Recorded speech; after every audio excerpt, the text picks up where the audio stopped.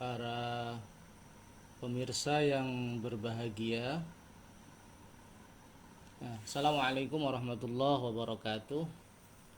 Para pemirsa yang berbahagia, alhamdulillah pada hari ini Ahad 27 September 2020 yang bertepatan dengan 10 Safar 1442, Lazisnu Ranteng Wonokerto, Lembaga Amil Zakat Infak Sodakoh NO Ranteng Wonokerto Pasucen Trangkil Pati bisa mengadakan kajian fikih zakat karya Dr. Yusuf Al-Qaradawi, seorang ulama besar yang sekarang ini hidup di Qatar, yang karya disertasinya menjadi rujukan umat Islam dunia, yaitu kitab yang saya pegang ini, Fiqhuz Zakah. Ini adalah sepanjang pengetahuan saya adalah kitab yang sangat komprehensif, yang punya tingkat ilmiah yang luar biasa, yang dilahirkan di Jamiatul Azhar, di Universitas Azhar. Dan kitab yang saya bawa ini terbitan Wahbah, Maktabah Wahbah, cetakan Al-Khamisa wal Ishrun, cetakan 25 tahun 2006. Jadi saya membawa kitab cetakan penerbit Maktabah Wahbah tahun 2006, cetakan yang ke-25. Semoga dengan mengaji Fiqhuz Zakah karya Yusuf Al-Qaradawi ini kita bisa menambah ilmu kita tentang zakat, dan khusus untuk lembaga zakat, khususnya Lazisnu, dan khususnya lagi Lazisnu di kampung di Wonokerto, Pasucen Trangkil Pati, bisa semakin bergerak untuk mengembangkan kapasitas kelembagaannya, meningkatkan wawasannya, dan berkhidmah untuk kepentingan jamaah Nahdlatul Ulama. Teman-teman semua yang berbahagia, mari kita mulai kajian Fiqhuz Zakah Al-Qaradawi ini, halaman ke-26. Terlebih dahulu mari kita hadiah Fatihah buat muallif kitab ini, Syekh Yusuf Al-Qaradawi. Saya banyak belajar kitab-kitab Al-Qaradawi ini dari guru teman saya, Kiai Haji Faisal Muzammil. Kita hadiahkan Fatihah buat beliau. Syekh Yusuf Al-Qaradawi juga guru-guru kita, khusus Syekh Ahmad Fahimi Munji, Syekh Muhammad Hamasal Mahfud, semua guru-guru kami. Semoga kita mendapat barokah ilmunya Yusuf Al-Qaradawi ini. Al-Fatihah. Bismillahirrahmanirrahim.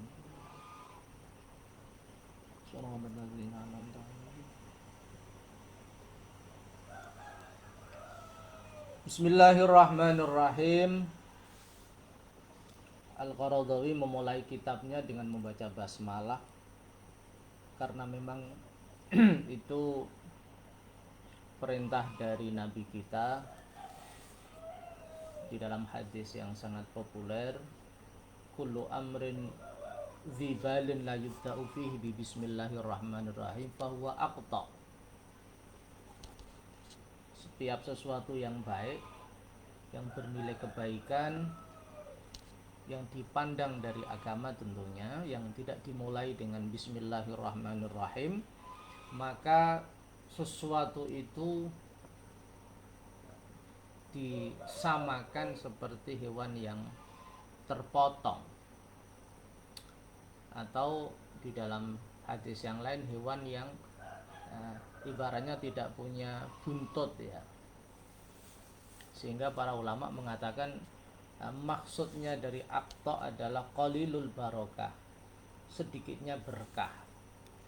Jadi sesuatu yang baik, pekerjaan yang baik, mencari ilmu, kemudian bekerja, menggerakkan lembaga zakat di wilayah kita masing-masing.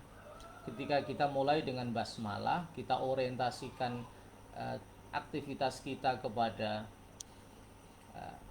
hal yang sakral dan transendental, yaitu Allah Subhanahu wa taala, maka ibadah pekerjaan yang kita lakukan ini full berkah, akan mendapat berkah. Paling tidak itu menunjukkan bahwa kita memulai pekerjaan ini, motivasi kita adalah karena Allah, dan kita berusaha untuk menghindari al-muhlikat ya, sesuatu yang merusak atau menghancurkan amal kita seperti riya, takabur, ujub, sum'ah, yang memang sangat sulit ya bagi kita. Tetapi kita berusaha dengan membaca Bismillahirrahmanirrahim di awal kita melakukan kegiatan yang baik, tentunya menurut agama, mayuhtamu bihi syar'an, sesuatu yang mendapat atensi dari agama, sesuatu yang paling tidak hukumnya wajib, sunnah atau mubah, tidak yang haram, maka keberkahan insya Allah akan kita dapatkan. Kita harus optimis. Alhamdulillah, wassalatu wassalamu ala rasulillah wa ala alihi wa sahbihi wa manittaba'a hudah. Segala puji bagi Allah, salawat dan salam senantiasa keharibaan junjungan kita Rasulullah, utusan Allah Muhammad sallallahu alaihi wasallam, kepada para keluarganya, para sahabat-sahabatnya, dan semua orang yang mengikuti petunjuk Nabi kita Muhammad sallallahu alaihi wasallam. Menurut para ulama, bismillah adalah awal hakiki, permulaan sesuatu yang sifatnya substansial, yang harus kita mulai dengan menyebut nama Allah. Alhamdulillah, segala puji bagi Allah itu awal idhafi atau awal permulaan yang taqaddamahu ghairuhu, yang dimulai oleh yang lain. Ini tentu semakin meneguhkan apa yang tadi saya sampaikan, bahwa ketika kita memulai sesuatu dengan nama Allah, mengharap Allah memberikan kita keikhlasan, maka kita harus bisa menanggalkan ego pribadi kita. Kita harus menyerahkan bahwa segala puji-pujian dari manapun sumbernya itu lillah, itu hanya milik Allah. Sehingga para ulama banyak yang mengatakan bahwa al dalam alhamdu ini punya fungsi lil istighraq. Lil istighraq itu maknanya menghabiskan. Segala puji baik dari Allah, puji baik dari sesama manusia, dari manapun datangnya, itu semua mutlak hak prerogatif atau hak absolut Allah Subhanahu wa taala. Apa konteksnya? Ya tentu sebagai praktisi di lembaga zakat, tentu banyak sekali tantangan dan rintangan yang dihadapi ya di tengah-tengah masyarakat. Bagaimana kita menggali potensi zakat di wilayah kita masing-masing, bagaimana kita memetakan persoalan-persoalan empiris yang ada di masyarakat kita, bagaimana kita menggait trust masyarakat, bagaimana kita menyusun program, bagaimana kita mendistribusikan program itu secara transparan dan akuntabel, secara sidik dan amanah. Tentu banyak sekali tantangan-tantangan yang kita hadapi, banyak sekali cibiran, cemoohan, banyak sekali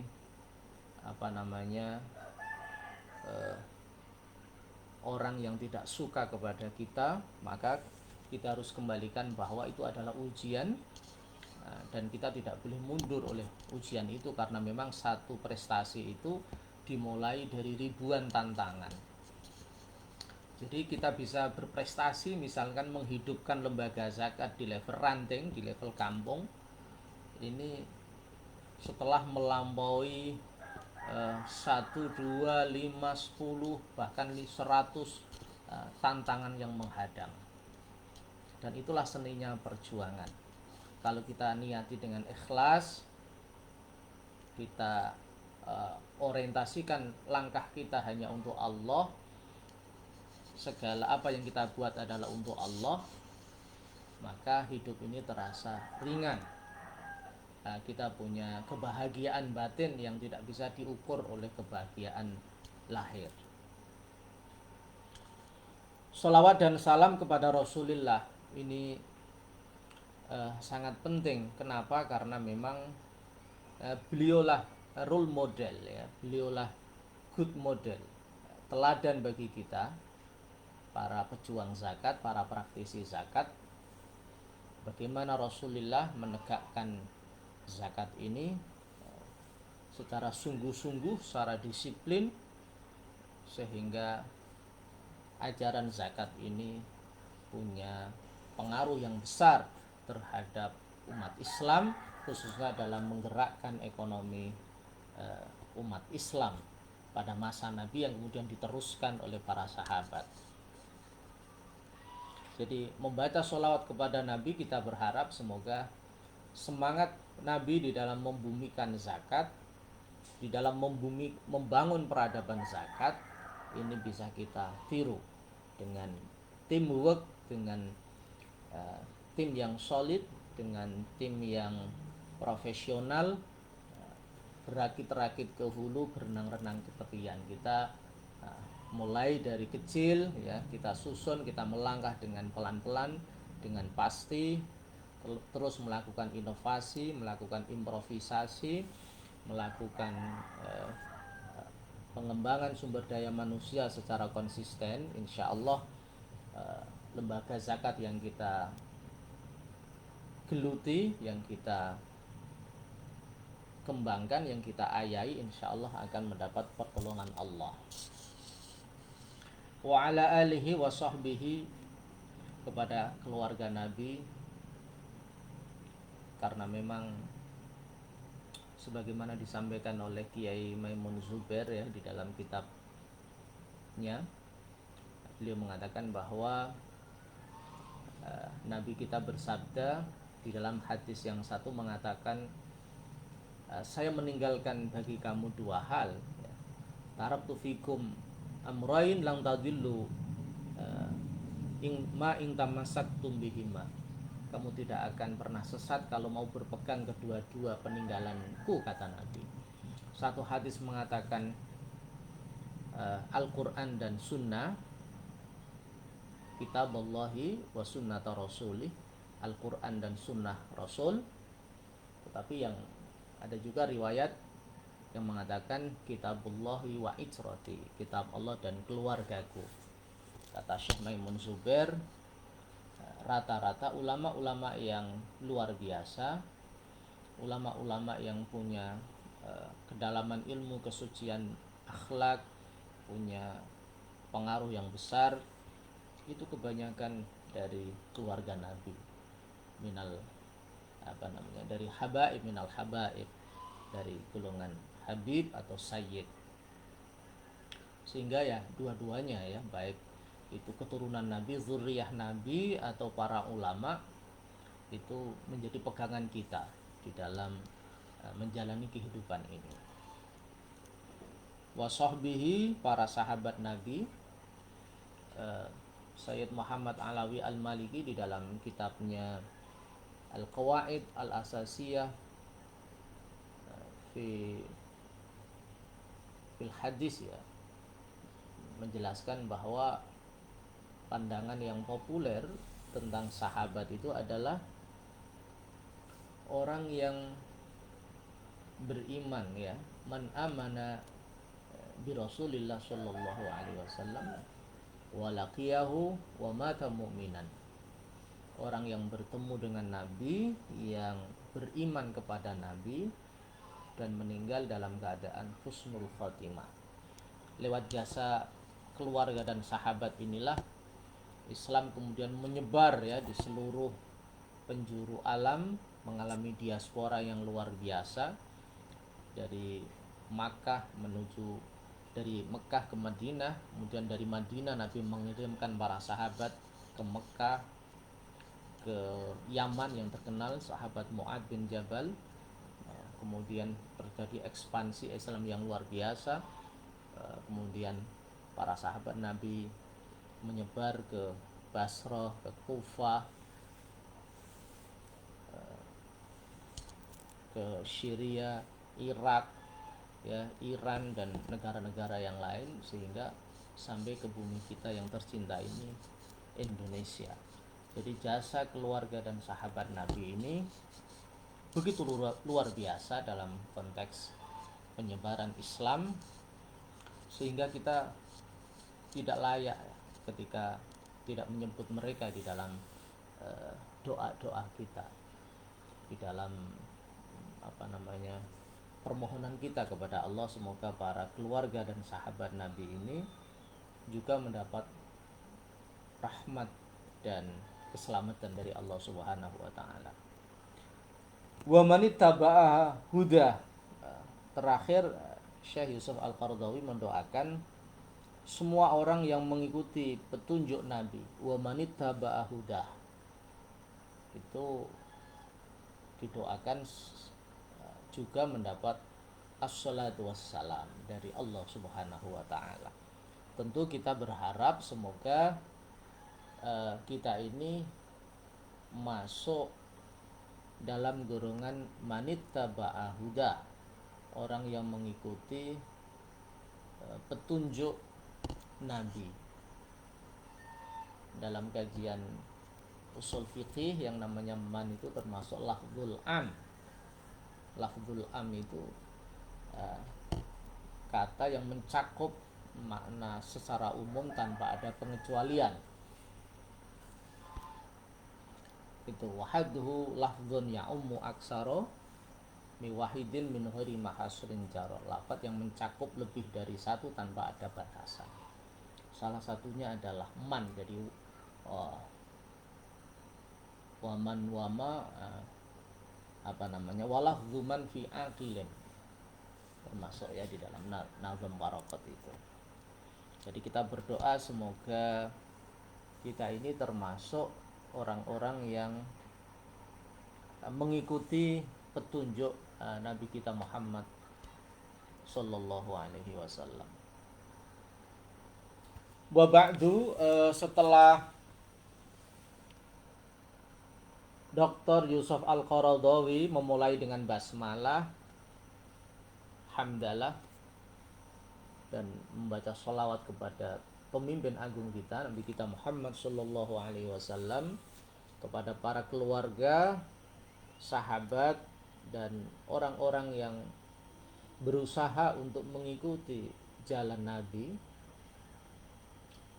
Dan kita yakin bahwa Nahdlatul Ulama adalah organisasi yang konsisten untuk mengikuti jalan Nabi dan para sahabat, sehingga kita masuk dalam bendera golongan ahli sunnah wal jamaah an-nahdiyah, dengan karakteristik Nahdlatul Ulama yang spesifik ya, yang dikenal dengan Islam Nusantara ini, dengan toleransinya, dengan moderasinya, dengan keseimbangannya,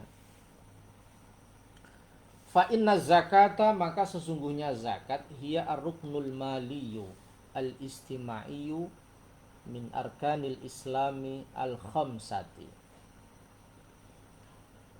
Maka sesungguhnya, kata Yusuf Al-Qaradawi, zakat adalah rukun yang berhubungan dengan harta, berhubungan dengan ekonomi, ya, yang sifatnya horizontal, berhubungan dengan masyarakat,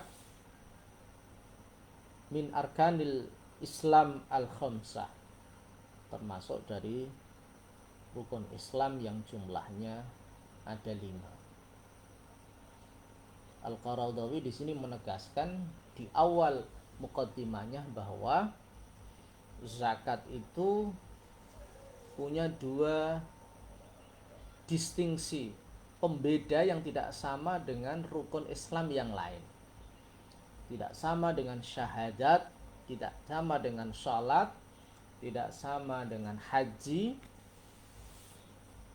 tidak sama dengan berpuasa di bulan Ramadan. Distingsi yang pertama, zakat itu ar-ruknu al-maliyu,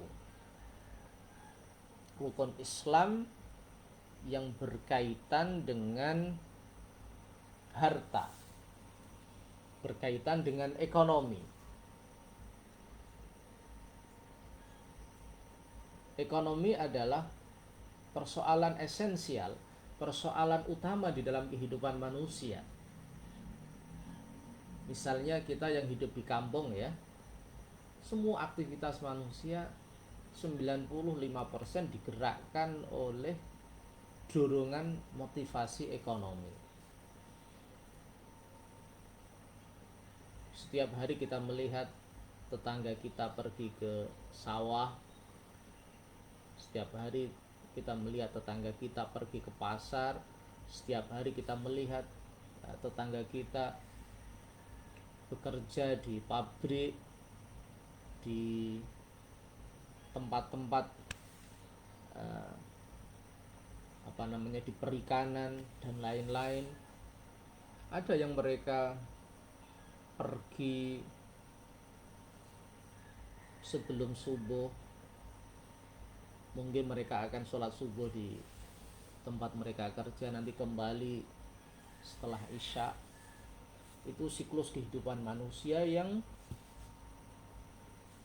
didominasi oleh aktivitas ekonomi. Aktivitas ekonomi itulah yang menggerakkan roda kehidupan manusia ini. Sehingga aktivitas ekonomi ini harus ada sentuhan keagamaan, ada sentuhan spiritualitas. Maka zakat masuk di dalam rukun ini sebagai panduan bagaimana ekonomi Islam ini bisa berjalan di rel-rel, di aturan main yang ditetapkan oleh Allah dan Rasulnya. Maka zakat itu distingsi yang pertama adalah ar-ruknul Islam al-mali, rukun Islam yang berhubungan dengan harta. Tentu kalau kita mengkaji ekonomi, ya, tentu luas sekali. Yang namanya ekonomi ya semua perilaku manusia yang berkaitan dengan produksi, berkaitan dengan konsumsi, berkaitan dengan distribusi. Bahkan Kiai Sahal di dalam buku beliau yang populer, ya, Nuansa Fikih Sosial, itu tentu mengutip para ulama, usulul makasib thalathatun, sumber profesi atau sumber ekonomi itu ada 3. Pertama adalah az-zira'ah, sektor pertanian yang memproduksi bahan baku, sebagaimana di kampung saya ini di Wonokerto, di daerah yang sangat terpencil, ya, tetapi kita menikmati suasana yang alam desa ini damai. Yang kedua, kata Kiai Sahal itu at-tijarah, perdagangan. Jadi usulul makasib yang pertama adalah az-ziraah, pertanian, yang kedua adalah at-tijarah. Yang ketiga, tijarah itu perdagangan, jadi distribusi barang. Yang ketiga adalah al-masna atau industri atau pabrik. Mestinya pertama ziraah, kedua masna, yang ketiga tijarah.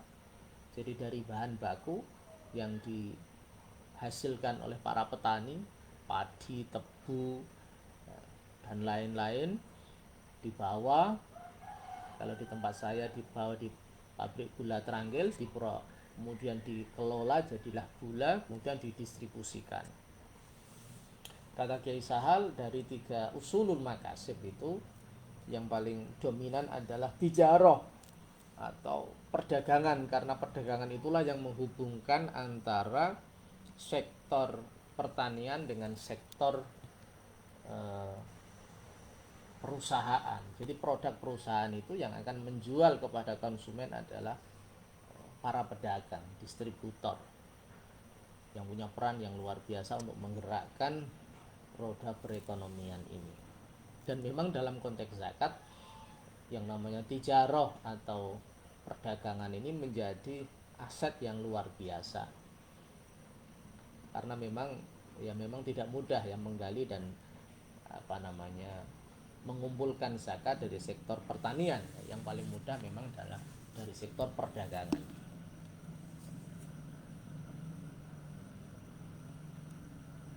Yang kedua, distingsi zakat itu menurut Al-Qaradawi adalah al-istimai, rukun Islam yang berkaitan dengan sosial. Jadi tidak hanya kapital ansih, tidak hanya harta, modal ansih, tetapi modal yang diorientasikan untuk kepentingan sosial, untuk kepentingan masyarakat. Jadi ada aspek sosial yang melekat dalam diri zakat itu. Tidak sekedar ar-ruknu al-maliyu, tapi ar-ruknu al-maliyu al-istimaiyu. Zakat ini adalah konsep Islam yang menggabungkan antara aspek ekonomi dan sosial sekaligus. Karena memang zakat ini lahir dalam rangka tahqiqul adalah al-istimaiyah, untuk menegakkan keadilan sosial.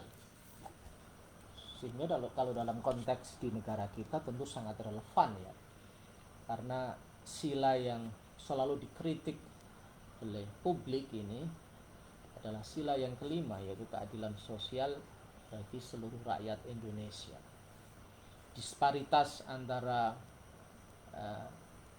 al-aghniya wal fuqara, antara orang kaya dan orang miskin, antara kaum berjuis dan kaum proletar ini tidak imbang.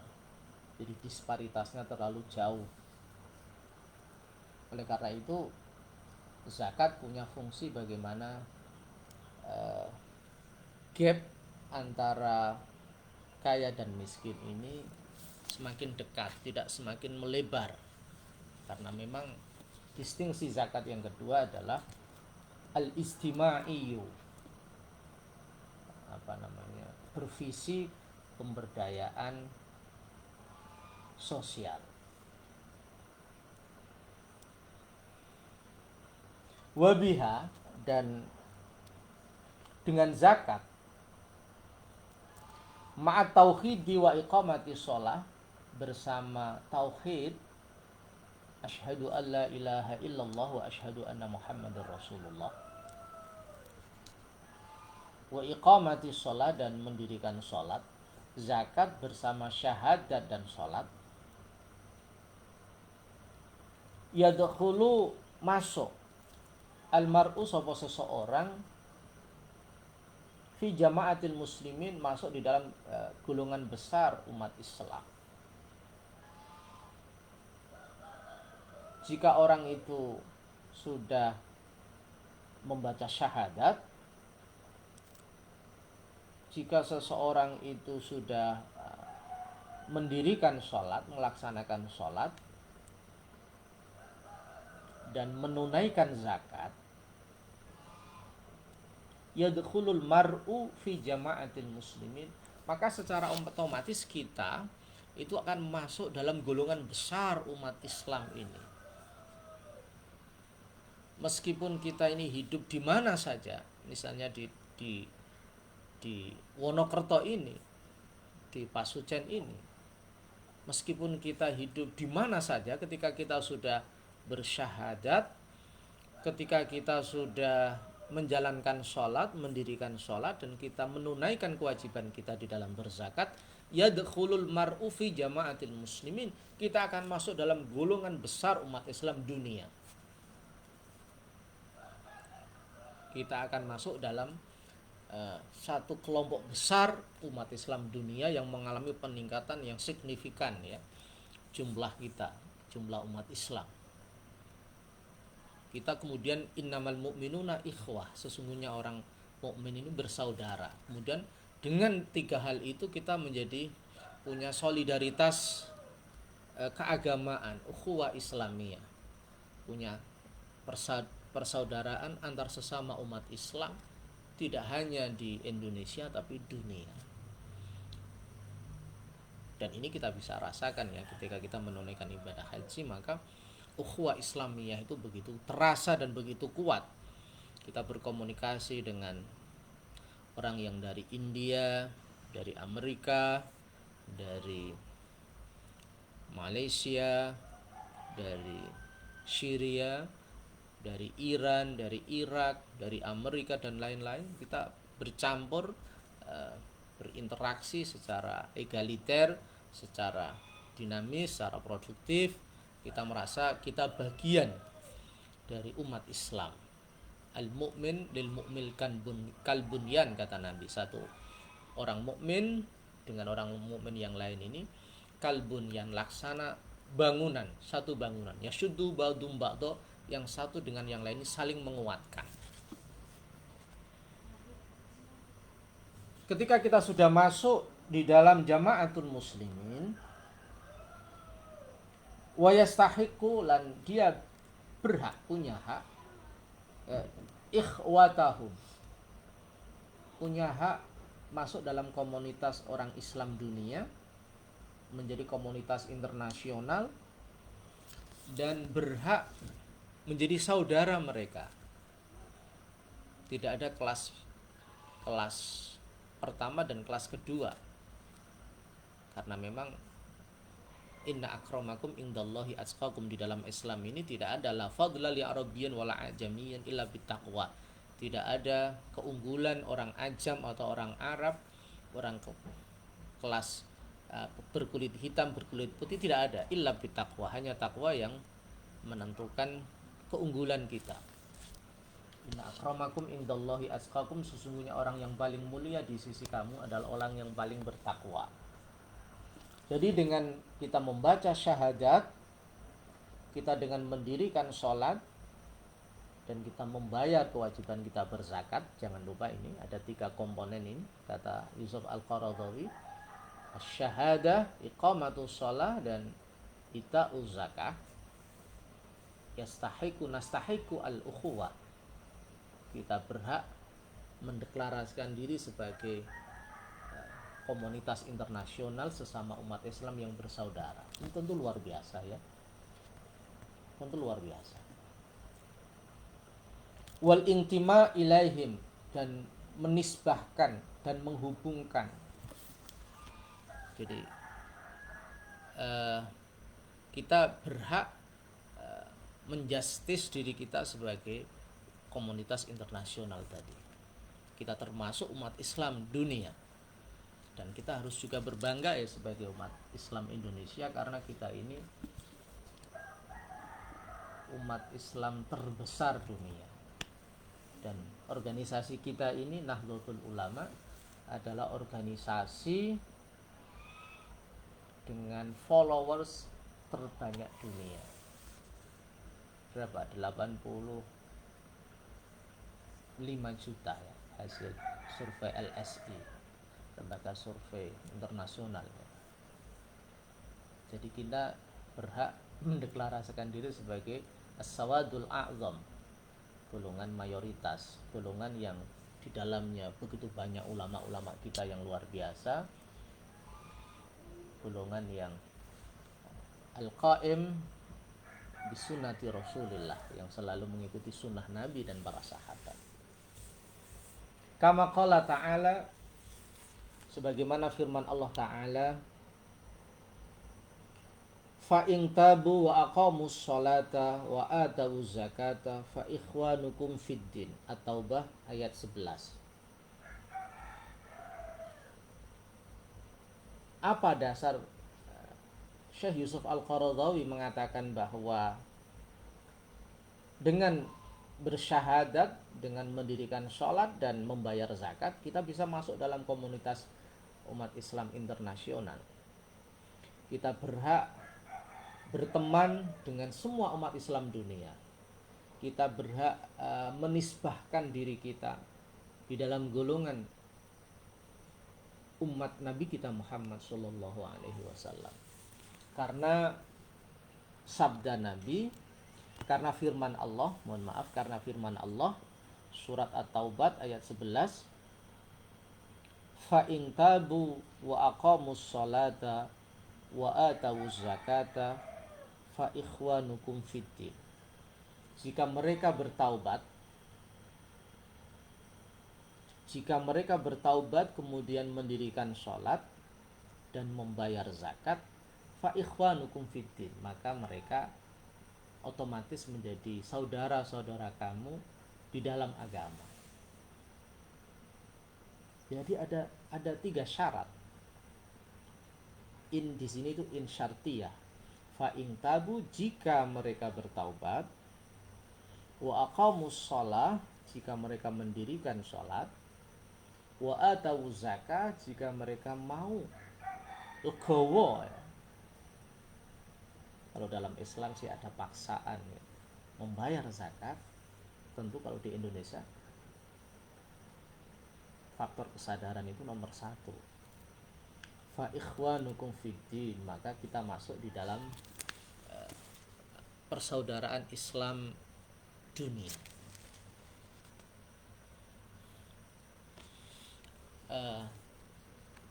Ayat At-Taubah ini menarik dikaji. Ketika saya membaca tafsirnya Wahbah Zuhaili, At-Tafsir Al-Munir, maka memang terjadi perdebatan panjang ya. Persoalan qitalul musyrikin. Karena salah satu ayat sebelum ini itu adalah fa idzan salahul asyurul hurum faqtulul musyrikina haitsu wajadtumuhum wa khudhuhum waqsuruhum waq'udulahum kullamarsad. Ini. Jadi di dalam tafsir munirnya Wahbah Zuhaili, ulama Syria yang luar biasa, itu di sana dijelaskan bahwa menurut mazhab Imam Syafi'i, orang itu mendapat jaminan keamanan di dalam Islam itu ketika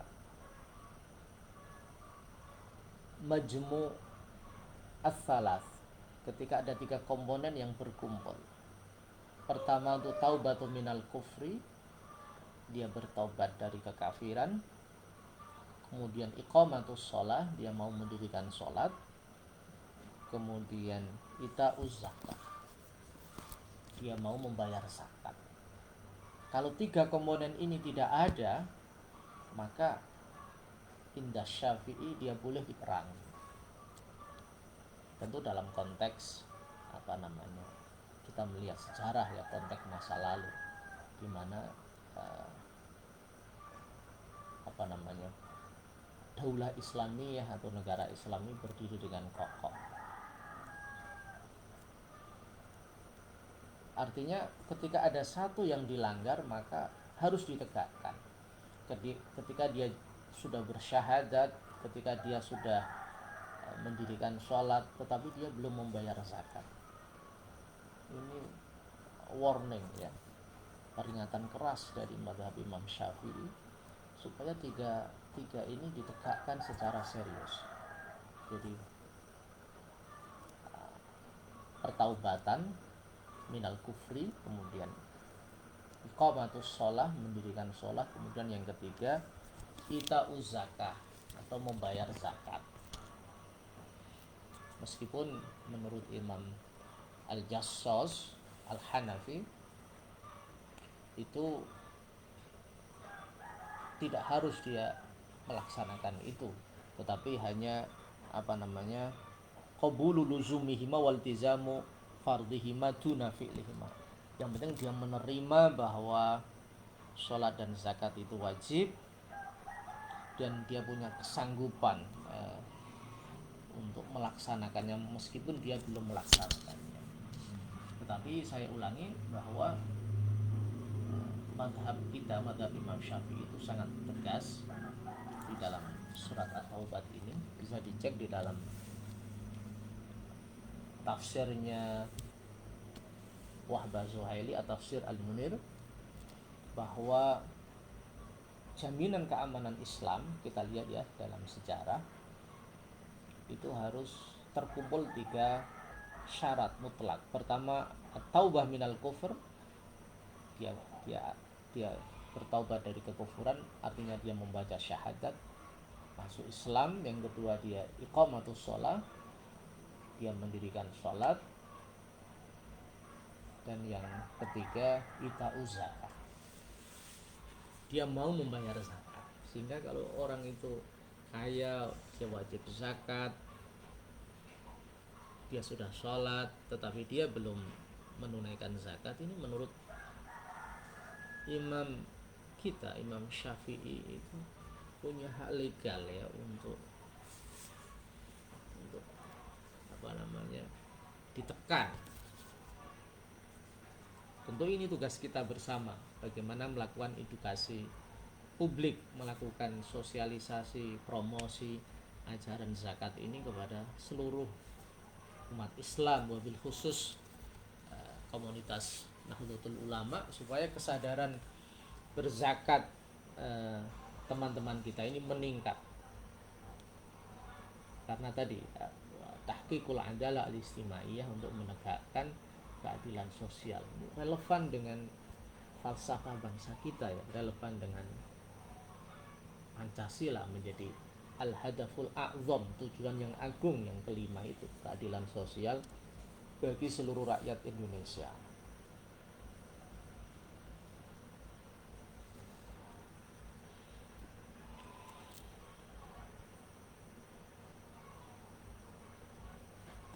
Wahia, zakat itu, wa in kanat tuzkaru fi babil ibadat bi'tibariha syaqiqatan lis-shalah, zakat itu meskipun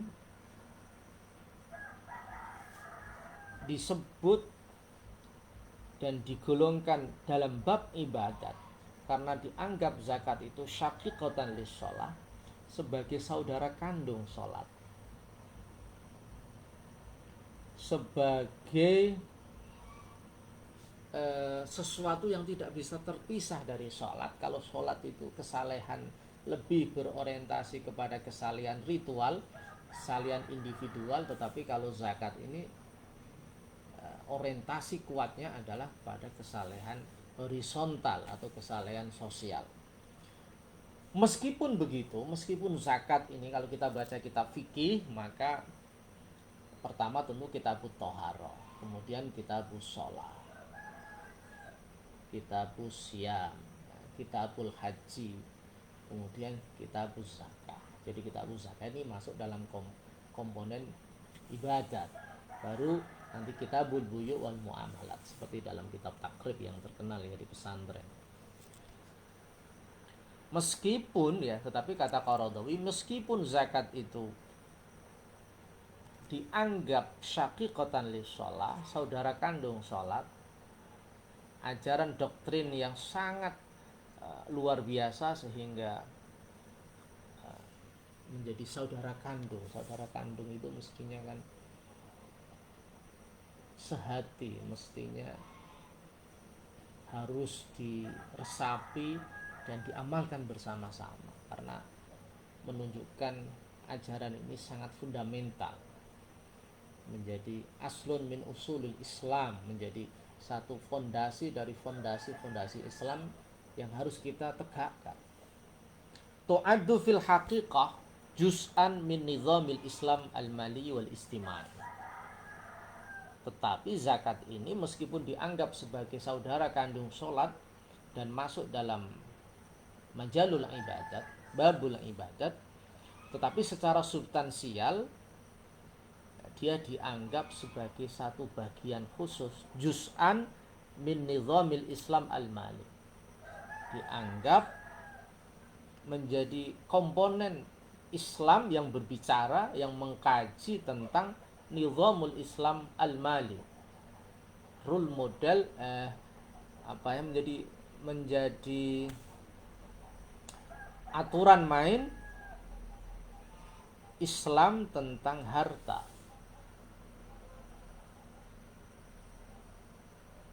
Dan memang Islam harus punya konsep tentang harta itu, karena tadi saya sampaikan bahwa secara faktual manusia ini kehidupannya digerakkan oleh ekonomi. Di semua tempat, baik di kampung seperti di tempat saya ini atau di kota-kota besar, pasti roda ekonomi itu yang mendominasi aktivitas kehidupan manusia, sehingga Islam harus hadir untuk memanage bagaimana ekonomi ini dalam pandangan Islam, sehingga tidak terjadi, kata Kiai Sahal, liberalitas. Tidak boleh konsep fikih ini terasing dengan kehidupan ekonomi umat. Fikih harus hadir di tengah-tengah peredaran ekonomi umat. Al-faqih, ulama, punya tanggung jawab bagaimana mendekatkan konsep fikih terhadap persoalan-persoalan umat. Kalau sampai terjadi sekularisme, artinya aktivitas ekonomi umat ini lepas dari fikih, maka yang bertanggung jawab pertama kali adalah ulama. Kata Kiai Sahal, ulama harus mampu melakukan transformasi nilai-nilai fikih, tidak hanya dalam majalul ibadat, dalam hal-hal yang sifatnya ibadah, tetapi juga dalam hal-hal yang sifatnya ekonomi, muamalat, sifatnya yang menjadi denyut nadi kehidupan publik, ekonomi. Jadi zakat ini adalah manifestasi rukun Islam yang berbicara tentang nizamul Islam al-mali wal istimai. Menjadi aturan Islam, panduan Islam yang berbicara tentang al-mali wal istimai, tentang harta, dan yang harta itu berorientasi kepada keadilan ekonomi umat. Wa min huna, dari sini, zukirat fi kutubis siyasa asyariyah wal maliyah, karena zakat adalah satu-satunya rukun Islam yang berbicara tentang nizamul mal al-istimai, aturan Islam, aturan main di dalam Islam dalam hal ekonomi dan sosial. Maka zakat ini juga disebutkan di dalam kitab-kitab politik, fi kutubis siyasa asyariyah wal maliyah, kitab-kitab politik Islam dan kitab-kitab tentang ekonomi, tentang harta. Fala ajaba an aniya ulamaul Islam bibayani ahkamiha wa asrariha kullun fi dairati ikhtisasi. Maka kita tidak heran, why begitu, mengapa ulama-ulama Islam itu punya perhatian yang besar. Karena di dalam kamus yang namanya Aniya itu maknanya ihtamma bihi, dia punya perhatian yang besar, punya atensi yang besar. Ishtaghala bihi, dia sibuk memanfaatkan waktunya untuk mengkaji dan mengembangkan konsep itu. Atau kada itu maknanya dia betul-betul bersungguh-sungguh sampai merasa capek. Jadi ulama-ulama Islam itu meluangkan waktunya dengan sungguh-sungguh, menghabiskan energi intelektualnya, vitalitas intelektualnya untuk mengkaji masalah zakat ini. Bagaimana hukum-hukum zakat, bibayani ahkamiha, menjelaskan hukum-hukum zakat, wa asroriha, bagaimana rahasia-rahasia zakat, apa hikmatu tasyri', hikmah Allah mensyariatkan zakat ini. Para ulama bersungguh-sungguh meluangkan waktunya, ya, istaghala bihi, waktunya disibukkan untuk mengkaji zakat sampai dia merasa letih, merasa capek. Ya tidak lain kitab yang sekarang ini kita baca, karyanya Yusuf Al-Qaradawi ini, Fiqh Zakah ini adalah juga bukti atensi beliau untuk mengembangkan zakat, mensyiarkan zakat kepada umat Islam dunia. Tentu energi intelektual yang dibutuhkan, apalagi ini ada risalah doktor, disertasi beliau di Azhar, tentu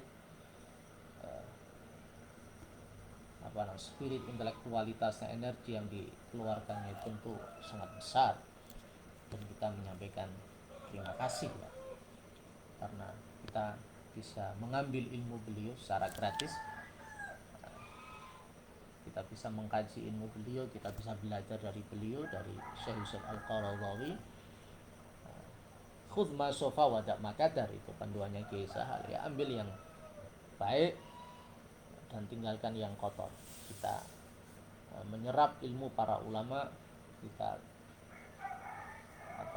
amalkan, kita ambil yang relevan, yang kontekstual, dan mana yang tidak relevan ya kita tanggalkan dulu, ya, karena itulah inti dari maqasidus syariah, bagaimana hukum ini bisa punya relevansi terhadap al-uruf, kondisi real, faktual masyarakat kita. Kullu ulama'il Islam fi da'irat ikhtisasihi. Ulama Islam ini kan banyak sekali, ya. Banyak sekali. Kalau kita baca karyanya ulama Indonesia yang luar biasa yang kita kagumi, Mbah Fadl, putranya Mbah Syakur, ini muridnya Hadratus Syekh Ki Hashim Muhammad Hashim Asy'ari, itu kan menjelaskan kategorisasi ulama, terutama ulama ahli sunnah wal jamaah. Ada yang ulama concern di bidang hadis, muhaddis, ulama yang concern di bidang tasawuf, concern di bidang akidah, concern di bidang fikih.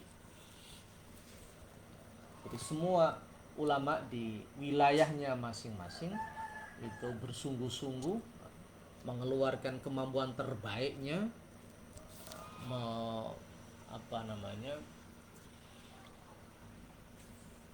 menghabiskan waktunya untuk menjelaskan hukum-hukum zakat dan rahasia-rahasia di balik hukum zakat itu.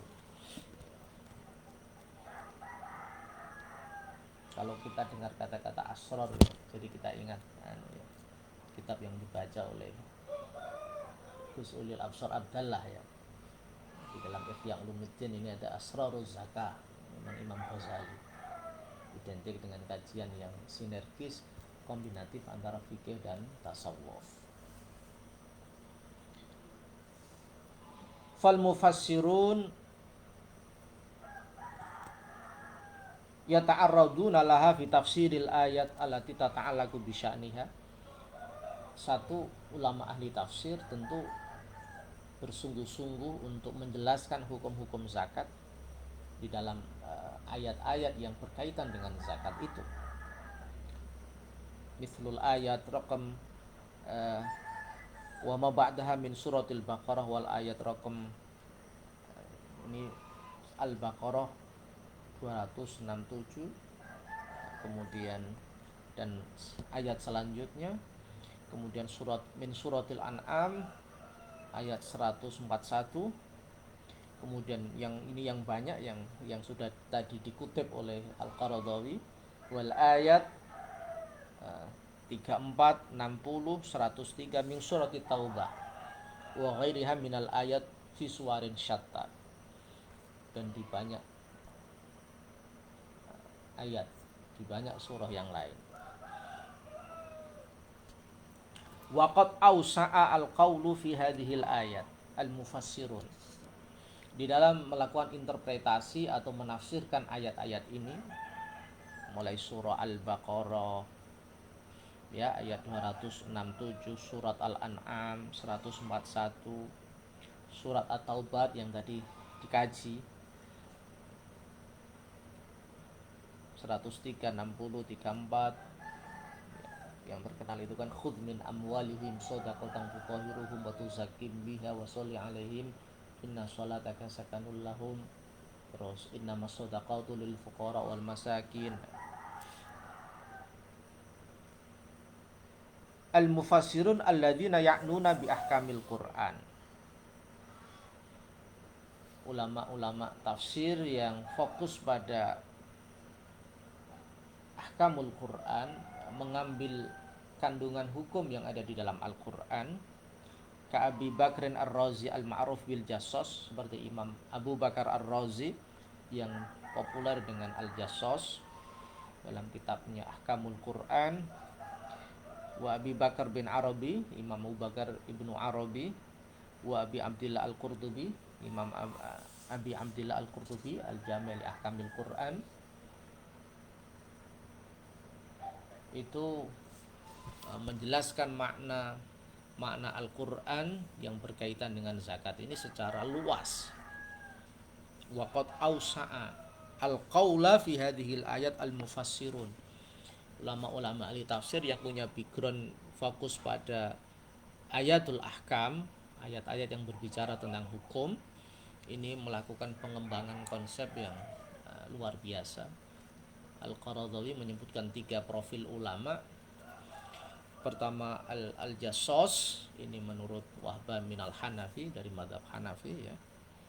Abi Bakar bin Ibnu Arabi, seorang ulama yang luar biasa, yang multi talenta. Beliau punya tafsir, terkenal dengan seorang filosof yang luar biasa. Terus Al-Qurtubi, tafsir yang juga fokus pada ahkamul Quran.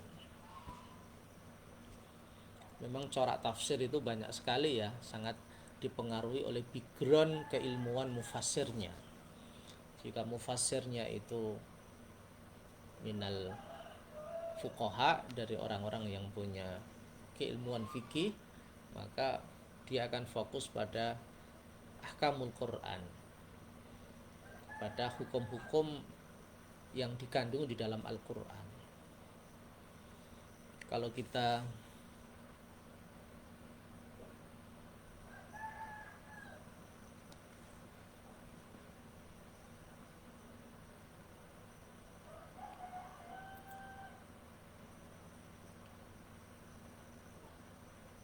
kok mati ya Bu?